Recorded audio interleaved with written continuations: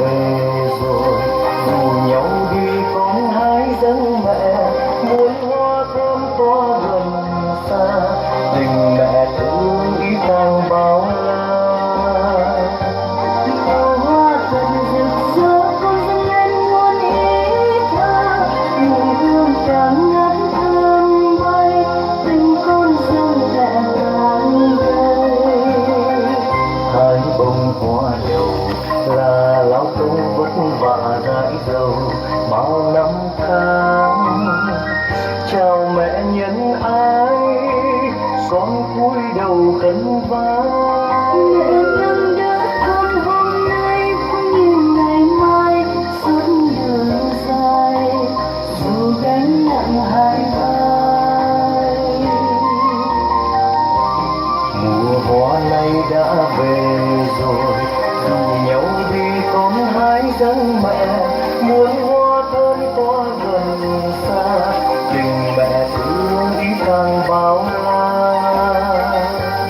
Màu hoa thật rực rỡ con dâng lên muôn ý thơ, mùi hương càng ngát thơm bay, tình con dâng mẹ càng đầy. Hái thêm hoa này là tâm tư với trọn ước mơ qua năm tháng. Chào mẹ từ ái, xin đức mẹ thương đón. Đời con sẽ luôn yên vui sống trong bình an, trong tình thương dù vướng nhiều tai ương. Mùa hoa này đã về rồi, dù nhau đi con hái dâng mẹ, muôn hoa thơm tỏa gần xa, tình mẹ thương ý càng bao la. Màu hoa thật rực rỡ con dâng lên muôn ý thơ, mùi hương càng ngát thơm bay, tình con dâng mẹ càng đầy.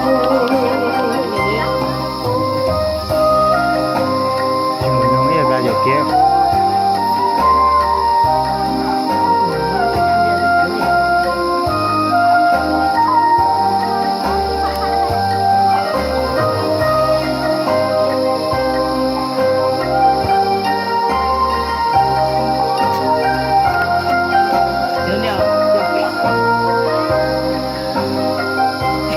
Mùa hoa này đã về rồi, dù nhau đi con hái dâng mẹ, muôn hoa thơm tỏa gần xa, tình mẹ thương ý càng bao la.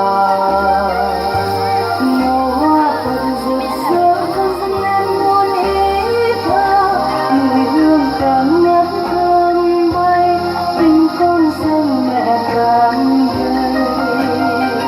Hái hoa dâng mẹ, điều con mong ước từ bấy lâu giờ đã đến. Được vào cung thánh dâng những cành hoa thơm, Lòng con thấy bao hân hoan dâng lên niềm tin yêu mẹ hơn, mẹ hãy nhận cho con. mùa hoa này đã về rồi, dù nhau đi con hái dâng mẹ, muôn hoa thơm tỏa gần xa, tình mẹ thương ý càng bao la. Màu hoa thật rực rỡ con dâng lên muôn ý thơ, mùi hương càng ngát thơm bay, tình con dâng mẹ càng đầy.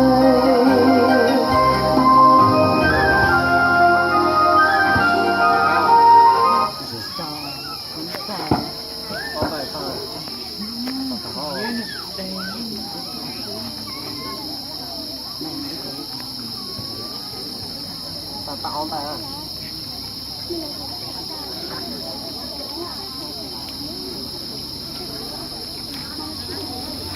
Một số nhỏ mà.